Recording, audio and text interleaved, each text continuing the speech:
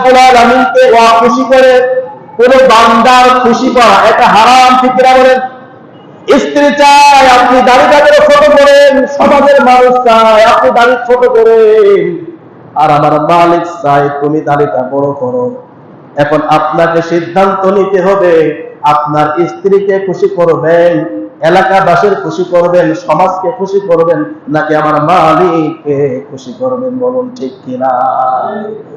এখন ভাইয়ের আমার, বন্ধুগণ আমার, যদি দাড়ি কেটে ফেলেন স্ত্রী খুশি হবে, বেজার হবে কে? যেরকম যদি সুদ খান স্ত্রী তাহলে খুশি হবে, কারণ ভালো খাবার খাইতে পারবে, বেজার হবে কে?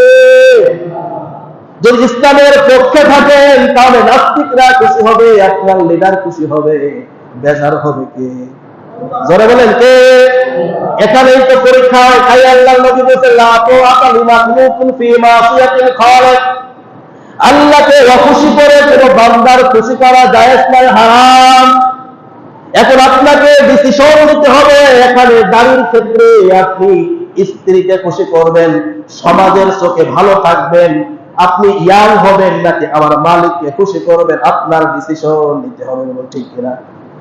সুদ থেকে ফিরে আসবেন, লোন যদি আপনি শোধ করে দেন আপনি ফকির হয়ে যাবেন, আর আপনার সম্পদ থাকবে না, স্ত্রীরা ভালো করে কাপড় পাবে না, ভাত পাবে না।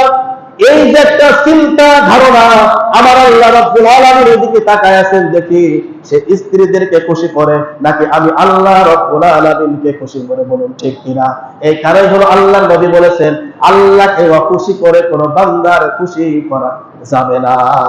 এই জন্য ভাইরা আমার, বন্ধুগণ আমার, এই সমস্ত ধ্যান ধারণা ছেড়ে যদি আমরা আল্লাহ রাব্বুল আলামিনকে খুশি করতে পারি, আমার মালিক আমাদের উপর খুশি হয়ে যাবেন। বলুন ঠিক কিনা? এই জন্য আল্লাহ নবী সাল্লাল্লাহু আলাইহি ওয়াসাল্লাম বিশাল একটা হাদিস বলে গেছেন যে আল্লাহকে অখুশি করে কোন বান্দার খুশি করা যাবে না। এমনকি তোমার মা বাবা যদি তোমাকে গুনাহের কাজ করতে বলে, তবুও তোমার ওই মা বাবার কথা এখানে মানা যাবে না।